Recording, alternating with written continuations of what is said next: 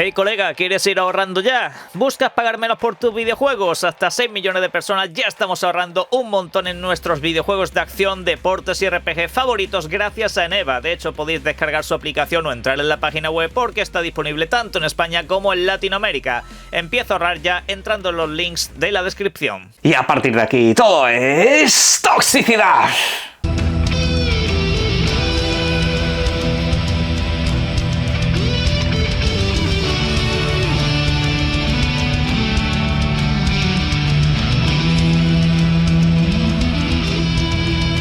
Buenas, sí señores, vamos allá porque tenemos un vídeo muy completito con toda la última hora para finiquitar la semana, donde hablaremos de sagas míticas y muy populares como por ejemplo Resident Evil, también de Silent Hill, y también tenemos que hablar de algo que se ha convertido en una gran plataforma, Elden Ring, y más allá, cositas varias y polémicas.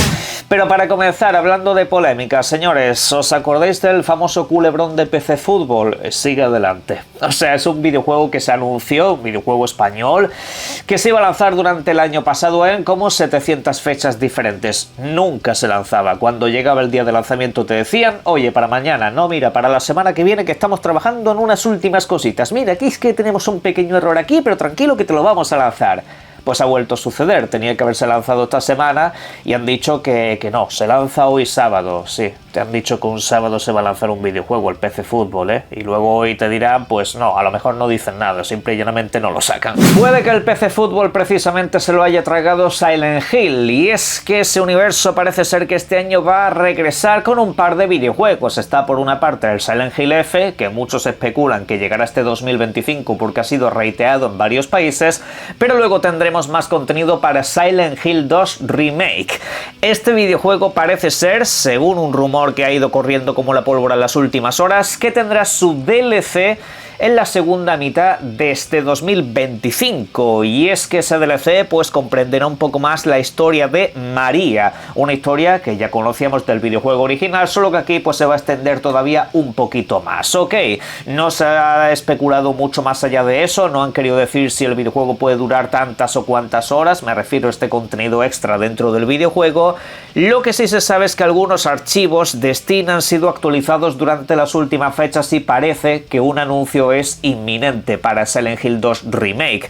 Además de todo eso, el mismo que comparte el rumor nos comenta que el videojuego también se anunciará para Xbox. El título como tal tiene una exclusividad firmada hasta el próximo mes de octubre, y teniendo en cuenta que salió día 1 en PS5 y también en Steam, pues entiendo que el resto de plataformas a las que puede llegar son precisamente eso, Xbox y quién sabe si también Nintendo Switch 2. A esta última puede que necesiten un trabajo extra, la plataforma como quien dice acaba de ser lanzada, y Konami no parece muy por la labor de estar al día con ciertas cosas, teniendo en cuenta que, por ejemplo, Metal Gear Solid Delta no tiene lanzamiento para Nintendo Switch 2 día 1, luego más adelante posiblemente sí que acabe llegando, pero es eso, que Silent Hill 2 va a regresar con este DLC, y yo la verdad que me voy a apuntar a este, porque Silent Hill 2 Remake me pareció posiblemente uno de los top 5 mejores videojuegos del año pasado, un auténtico pepinazo, que os recomiendo jugar si todavía no lo habéis hecho, o si no, pues esperad a que llegue vuestra plataforma. Aquí servidor seguramente vuelva a picar con el videojuego, os lo digo desde ya, madre mía, qué bueno. Pero en fin, vamos a cambiar de franquicia, de Survival Horror, y nos vamos con Resident Evil, porque en las últimas horas se ha estado hablando ni más ni menos que Dash Golem, que suele ser un muy buen informador de ambas sagas, y concretamente sobre Resident Evil nos ha dejado una noticia que ha dado para mucho debate, y es que Resident Evil 9, por una parte ya sabéis que se debe de anunciar este año, no se sabe si ahora de manera inmediata o no se sabe si pues más de cara a la segunda mitad, me refiero septiembre, diciembre con evento de Geoff Keighley, no está del todo claro. Dash Golem comenta este videojuego lleva desarrollándose ya un montón de años, que de hecho tuvo un reinicio en el año 2021, que el título como tal se estaba desarrollando como en paralelo a cuando finiquitaban Resident Evil Village, y bueno, pues que el título se ha dado su tiempo porque quieren hacer el proyecto más grande lanzado de toda la franquicia. Veremos a ver ese rollito de mundo abierto y demás que nos han estado comentando, porque yo con los mundos abiertos japoneses es que no me termino de fiar cómo lo pueden estructurar, pero bueno, no voy a redundar en ese tema, voy a ir a lo otro. Y es que según Dash Golem, este Resident Evil 9 anuncia cuando se anuncie, seguramente en un evento de Sony, suelen tener un poco la publicidad compartida, sería un videojuego en tercera persona. El videojuego no tendría el mismo focus que Resident Evil 7 y Resident Evil Village. Y bueno, esto algunos se lo han tomado como un básicamente ¡buah, qué notición! Resident Evil en tercera persona, así es como debería de ser, que no lo vuelvan a poner en primera. A ver, yo entiendo el punto de lo de Resident Evil en tercera persona. Generalmente ha sido la perspectiva de esta saga donde ha triunfado realmente. Mis videojuegos favoritos de la franquicia son en tercera persona. O sea, Resident Evil en tercera persona siempre ha funcionado muy bien, pero me ha sorprendido la manera en la que se han demeritado los en primera persona. Me refiero, Resident Evil Village, por ejemplo. Este videojuego, yo me di cuenta de lo maravillosamente bien que funciona hecho en primera persona. Sé que para todo el mundo no es esencialmente cómodo, pero este título luego agregó la famosa función de jugarlo en tercera persona. ¿Y sabes qué? El videojuego se volvía, no voy a decir una castaña, pero se volvía aburridísimo, se perdía toda la tensión. Simplemente voy a deciros una palabra para los que lo hayáis jugado: Benevento. Esa parte en primera persona es una parte que es que no tiene precio, cómo está estructurada, cómo está desarrollada, cómo se vive, la inmersión que tiene. Eso lo juegas en tercera persona y dices, a ver, sí, o sea, sigue dando miedo, pero pierde bastante, ¿no? Y bueno, pues espero que este videojuego de alguna manera también te deje tener esa perspectiva, aunque no se viva exactamente igual. No sé, a mí esta viudería de la primera tercera persona nunca me ha terminado de convencer, pero eso, Resident Evil 9 estaría estructurado así para que tengamos una experiencia más cercana a lo que han sido los remakes mismamente, ¿no?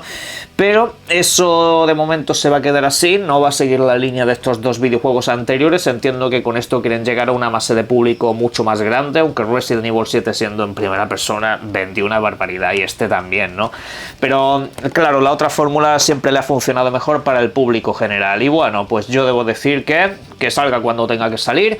El título se supone Resident Evil 9 que tiene que estar disponible pues en la primera mitad del año que viene, aunque con lo mítico, las fechas de GTA y todo eso, veremos a ver qué es lo que acaba sucediendo. Capcom sigue full y parece que es que no está especialmente molesta con las fechas de otros videojuegos. Normalmente saben que si sacan un videojuego de estos van a vender y les va a ir bien. Y además que se viene final de arco argumental, se viene Resident Evil 9 con más fuerza que nunca y veremos esa ambición a dónde les lleva. Y por alusiones, uno de esos videojuegos creados en Japón de mundo abierto que sí que funcionó excepcionalmente bien fue sin duda Elden Ring, videojuego de From Software. Pues ahora tenemos una nueva entrega, ya sabéis, el próximo 30 de mayo para consolas Xbox, PlayStation 5 y también para PC, llega Elden Ring Night Ring. Se trata de un videojuego cooperativo multijugador donde regresamos a las tierras intermedias, pero la cosa ha ido un paso más lejos en la última hora. Pues ha comentado From Software que el título tendrá un modo para jugarlo completamente offline. Es decir, no tendrás que jugar con absolutamente nadie y de hecho lo podrás hacer desconectado de internet. Al principio pues este título siempre se había vendido como un multijugador online, como algo que requería que estuviese siempre conectado para disfrutarlo, ¿verdad? Pues eso finalmente no va a ser así. Podrás disfrutarlo por tu cuenta como el videojuego original sin ninguna clase de problema. Y esto pues la verdad que me ha sorprendido que lo digan de última hora. Honestamente creo que es una improvisación porque estaban viendo que a lo mejor el interés por el videojuego había bajado una barbaridad. Elden Ring te va a vender mucho, pero sobre todo a gente que le gustan los single player, y entiendo que pues habrán visto las orejas al lobo y habrán puesto esta modalidad. Al final el videojuego sí sale a precio reducido y demás, pero si siempre estás dependiente de estar conectado, siempre de pagar el online en el mundo de las videoconsolas, pues la cosa no terminará de gustar a la mayoría, ¿verdad? Y el punto es ese, que han encontrado pues una fórmula para ver si así atraen a más público. A mí desde luego esta clase de noticias me gustan y podrían hacerlo ya en unos cuantos videojuegos adicionales, pero bueno, si estabais poco interesados precisamente por este tema, recordad que ahora sí que podéis jugarlo desconectado. Además de todo solo eso, también habrá un modo de 2 jugadores que vendrá post lanzamiento, por si queréis jugar en cooperativo local como quien dice y no complicaros la vida. Seguimos en el universo de Elden Ring, porque ayer tuvimos otra noticia, y es que se ha dado luz verde a la producción cinematográfica, sí, a una película de Elden Ring. Hay varios nombres propios, está A24 detrás del desarrollo, también está Alex Garland, director de 28 días después, Civil War recientemente, y así con otras películas como Ex Machina, por ejemplo, ¿no? Y detrás también están algunos de los creativos de Elden Ring para dar ciertos bytes sobre el videojuego. Yo aquí, señores, voy a decir una cosa. A ver qué me hacéis. A ver qué me hacéis con esta adaptación. Yo es que en general no me fío absolutamente nada cuando se habla de una adaptación cinematográfica de videojuegos que me gustan, sobre todo cuando son videojuegos densos con mucho que contar. ¿Por qué? Porque esta gente tiene un problema, se vuelven demasiado creativos con lo que sacan. El problema de la mayoría de adaptaciones cinematográficas del videojuego al cine, me refiero, es que no se quieren limitar casi nunca a lo que sale en el videojuego. ¿Por qué? Porque es que tienen miedo de que el público que no es de videojuego no vaya al cine. Y se ha demostrado que eso no ha funcionado. Que cuando ha funcionado precisamente cuanto más fiel eres a la historia, que ha funcionado en los videojuegos. Ahí es donde está la clave de todo eso. Y aquí, de hecho, es que lo pueden hacer muy bien en una película. Con otros títulos como Expedition 33 y demás que tiene como historias así muy densas y eso, yo creo que una película no es suficiente, pero con Elden Ring cuidado, porque aquí realmente si te quitas un poco, que si la mansión del volcán, que si un poco lo que es el tema de las mazmorras y todo eso y un mogollón de jefes que hay por ahí, lo puedes hacer, ¿no? Puedes crear una historia en base, pues yo qué sé, un cuarto de horita para explicar un poco lo del principio, lo de la llegada de la voluntad mayor, los semidioses y todo eso, lo puedes explicar en un rato y luego pues dar rienda suelta a una película de aventura, de fantasía y tal, pues bueno, en fin, con esos rollos que tiene Miyazaki a nivel artístico. Puedes meter el festival de Radán, puedes meter Raya Lucaria, la ciudad, bueno, en fin. Puedes hacer todo eso más o menos de una manera sintetizada y que quede bastante guapo. Yo creo que da tiempo de sobra, ¿no? Pero es eso, que no se vuelvan creativos, porque el problema de esta gente es que luego coge y dice, pues no, vamos a hacer una historia basada en el universo del Elden Ring. Y digo, me cago en tus muertos, tío, de verdad. Haz lo que ha triunfado, haz lo que le ha gustado a la gente, haz aquello por lo cual has captado la atención del público general, ¿no? Pero es eso, espero que no les entre el miedo y espero que no se vuelvan demasiado tal. No se sabe cuándo comenzará la producción, quedarán pues fácilmente 3 años, pero los desarrollos por suerte no son tan largos como los de los videojuegos, así que paciencia, que en algún momento acabará llegando. Miedo. Lo que también tiene luz verde es el número de proyectos que Embracer Group ha previsto de cara al próximo año fiscal, a los próximos 12 meses. Según ha comentado, habrá un total de 76 juegos, pero claro, contando entre teléfonos móviles, videojuegos menores, independientes financiados, etcétera, etcétera. Algunos de ellos están ya plenamente confirmados, y es que Embracer viene bastante fuerte con títulos importantes, como por ejemplo Killing Floor 3, que este debe de llegar durante el próximo 24 de julio, Metal Eden, que se retrasó el 25 de septiembre, luego tenemos para final de año pues un videojuego de Bob Esponja, un nuevo D-Rock Galactic, y también pues tenemos incluso el remake del Gothic original, que este llegaría en diciembre según se dice, aunque bueno, yo lo veo complicado. Y por supuesto también tenemos el videojuego de Marvel Rise of Hydra, que llegaría a principios del 2026. Recientemente también se retrasó de manera interna. Pero bueno, ojalá las cosas les empiecen a salir bien. Y bueno, para ir cerrando, vamos allá con una polémica bastante peculiar que se ha formado en torno a Nintendo Switch 2 frente a frente con la Xbox Series S. Ha salido una comparativa entre ambas plataformas, concretamente lo han hecho con un videojuego muy específico, se trata de Hogwarts Legacy, el videojuego de Warner.